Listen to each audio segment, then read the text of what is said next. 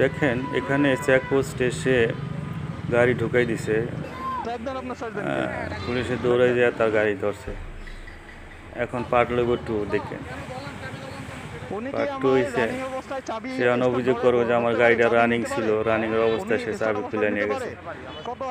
আরে বেটা তুই গাড়ি মনে দেখছো যে পুলিশে দাঁড়াইছে, ঠিক আছে, আবার আইন জিজ্ঞাস দাঁড়াইছে যে চেক করছে, তুই গাড়ি স্লো করবি না, তুই উল্টা সাইডে গাড়ি টান দাস।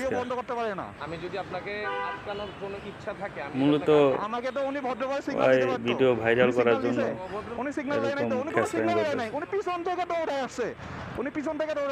আমাদের দেশে কিছু লোক আছে এরকম বাইকার, ঠিক আছে, বাইকার তারা ভিডিও করবো, ঠিক আছে, তার লিগেলটা ভিডিও করবো, ঠিক আছে, অন্যায় করে ভিডিও বানায়া সেই ভিডিও তৈরি করার তো কোনো যুক্তি আসে না।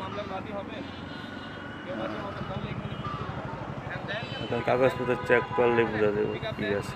আপনি চেক করেন, কাগজপত্র স্বাভাবিক থাকে যারা বাইকার। আমার হলাই না, আপনার চেক করার দায়িত্ব না। কথাবার্তাগুলো দেখছেন, কথাবার্তাগুলো কি বেদবের নারী কথা, তারই চেক করতে হবে। ধরে মামলা দিয়ে দিলে ঠিক হয়ে যাবে, ভালো লাগাইছে।